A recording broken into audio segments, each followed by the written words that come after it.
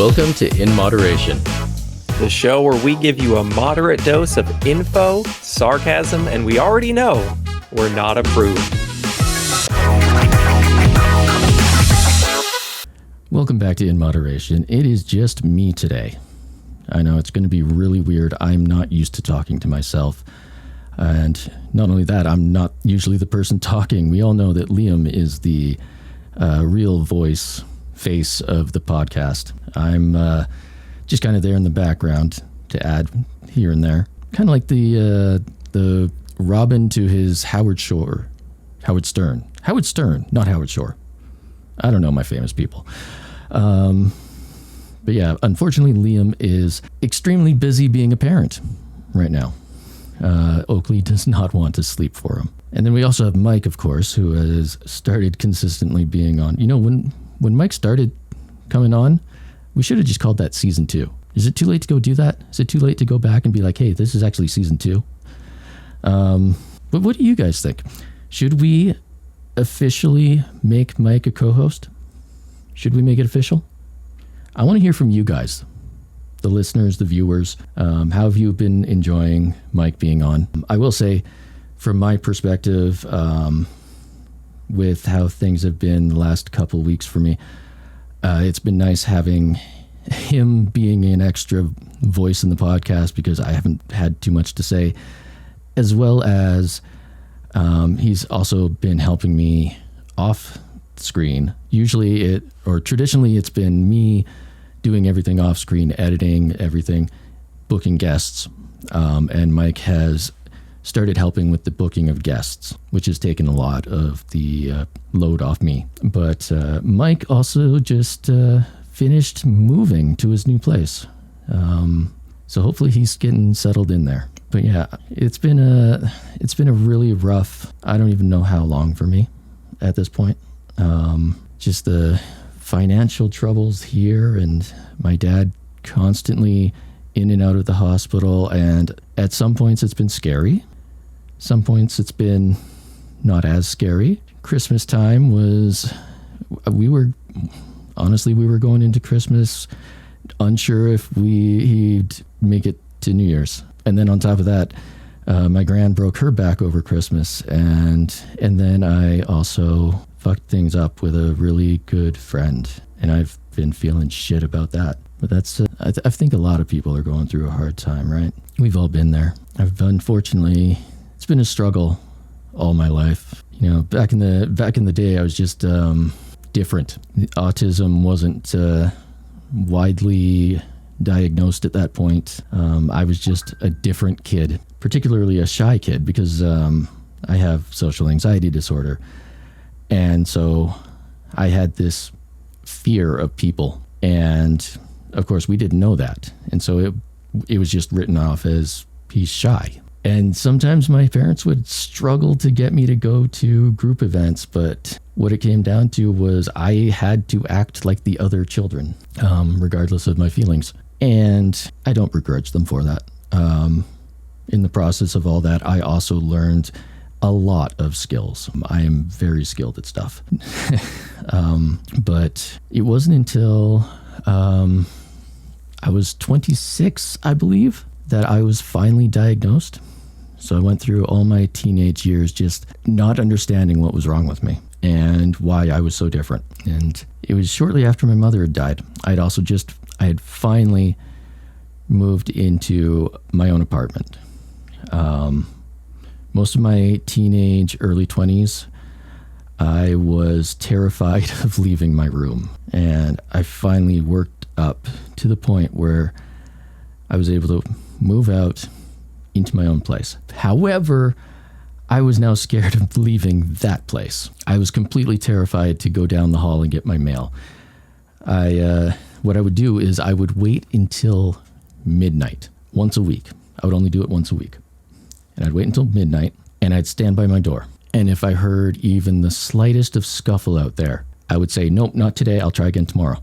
But if I didn't hear anything, I would quickly open my door, rush down the hall, get my mail, and get back in my door and shut it. And then, after my mom died, I was looking for a job, and my sister called because she knew of a easy labor job, which I was fine with. I'm fine with manual labor. I've done it several times.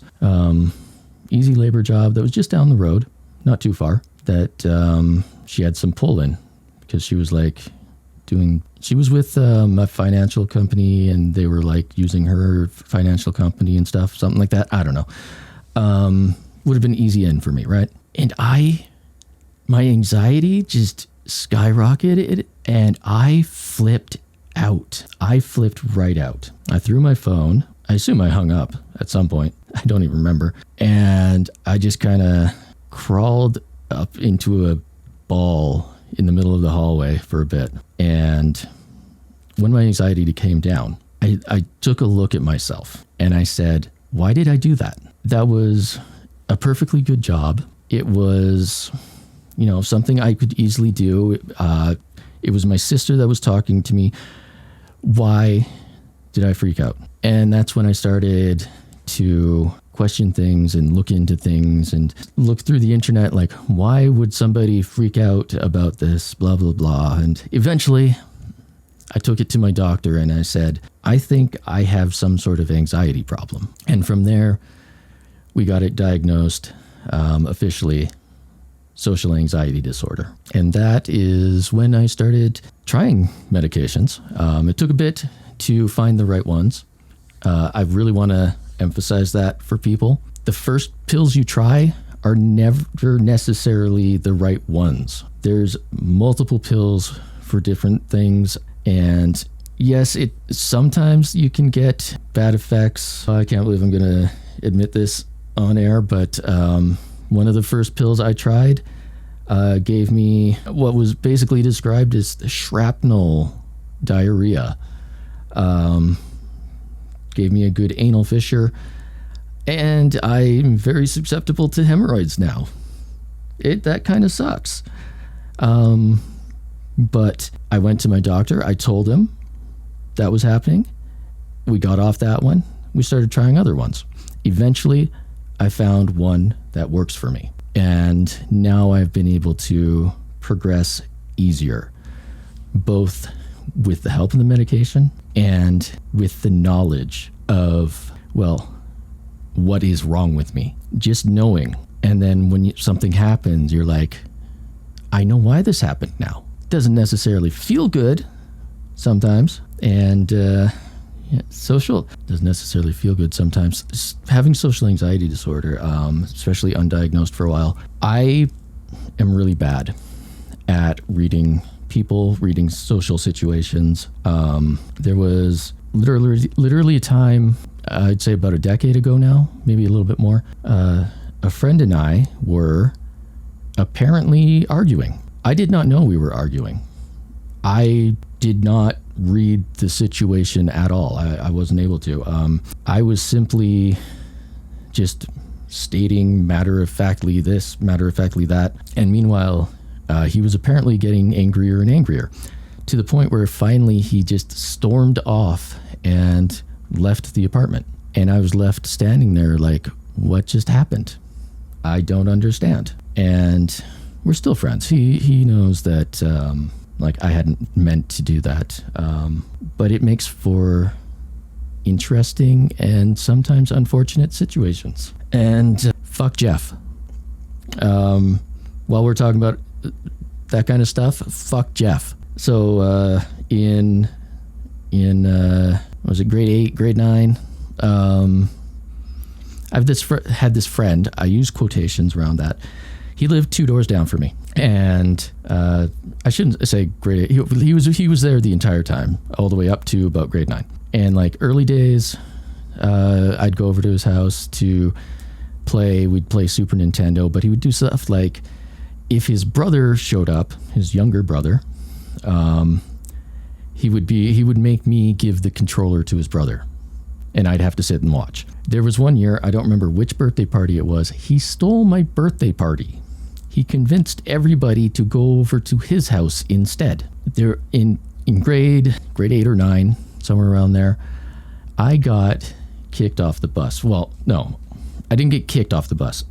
I got in trouble on the bus, and they moved me to, the troublemaker spot at the front with all the little kids. And it was because I was being bullied and I defended myself, stood up for myself, and of course I got in trouble, right? And so after that, I was not comfortable going on the bus. Not only was I humiliated having to sit at the front, but I got penalized for standing up for myself. And it just so happened that Jeff's mother worked at the school. And so they would always just go with her. Well, that's 2 doors down. I started getting rides with her. But there were days where Jeff would be like, no, there's no room for you. No, you can't ride with us today. My mother would, of course, call his mother, and his mother would be like, oh yeah, there's plenty of room. Rob can come along. We'd love it. His mother was a saint. Is a saint. I don't know if she's still with us. Jeff, on the other hand, fuck you. That feels good to get out. The point being that there's been a lot of bad social situations that I've had to go through that I didn't necessarily always understand. And the reason I'm actually friends with like all my exes, well, most of my exes, is because since I suck at all that stuff, I really value communication. And so whenever something happened, it would be, let's talk about it. Just so you know, I have absolutely no idea where I'm going with this. I'm just chatting because I'm the one that showed up. But with all of that, there's of course dealing with depression and everything. That's always been a presence in my life. And there's been a lot of times that it's gotten really bad. And yes, when I say it's gotten really bad, I'm talking considering suicide. And there's times where it's something that's constantly on my mind, honestly. And it can be hard to live with that. It really can be. And I know there's others that are like that too. And we have all these things in our past that happened to us, that we didn't do the right thing, that we weren't in the right place, and we feel like failures. And we feel like all we do is fuck things up.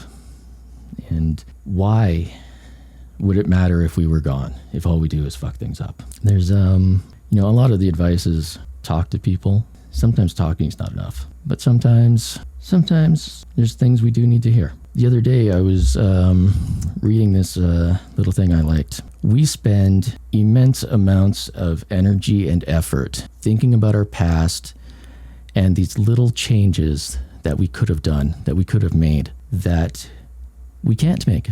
And they will have absolutely no effect on our life going forward. But we spend no effort thinking about the things we can do now that will have immense effect on our future. And a lot of time when we're depressed, that's what happens, is we're looking at all the bad stuff that happened and wishing it had been different and wishing things could change instead of trying to focus on the future. And another problem is we might carry that past and assume the future. We might be like, okay, all this stuff happened in the past. It's just going to keep happening. It's going to keep happening unless you try to do something to change it. People ask how I overcame my social anxiety disorder. I haven't, by the way. It's still there. I still struggle around people. There's no offense to anybody, whoever meets me. And no, if you meet me, I don't mind you coming up and talking to me, but I probably won't be very talkative just because I'll be, anxious. Don't feel bad about that. There's very few people that I will sit down with and just instantly feel comfortable with them. And those people are magical people. And that's one of the ones I lost, which is why it sucks so much. I distracted myself with that. Where was I going? Great. This is why I should have notes while I'm doing my solo thing. I don't have a co-host to tell me where I was in the middle of. Oh, I don't know. I went off on a tangent there. I was talking about fucking things up, and that we tend to take the past and assume the future of it if we don't change things. And right, I was saying that's the answer to how I got over my social anxiety disorder. That's where I was. I haven't. It's still there. I just keep trying to change things. I just keep trying. I keep putting that foot forward outside the comfort zone. I keep opening that door and scurrying down and getting my mail, even though I'd rather just let it pile up. And sometimes you fail. Sometimes you fail at it. And sometimes that failure really fucking hurts. Awkward pause, because they couldn't hurt a lot. But if you assume that that's all that's ever going to happen to you, then you're not allowing for change. We've had a couple people on that have talked about letting yourself feel your feelings, which is important, because when the stuff happens that hurts and stuff, you don't want to bottle that up. You want to be able to cry about it. You want to be able to hopefully have somebody in your life to talk to about it. That's nice. You want to experience it, but you don't want to let it consume you.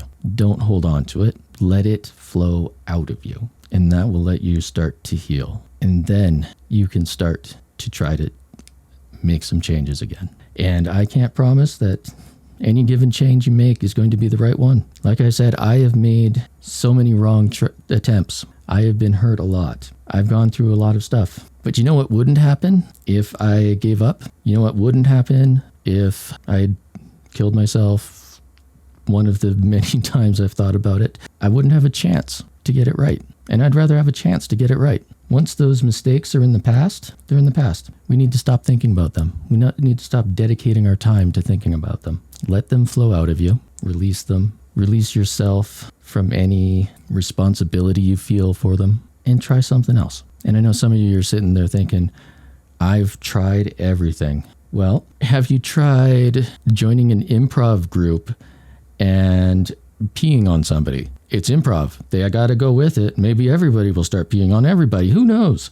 Maybe you'll go to jail. Who knows? It's different. It's stupid, right?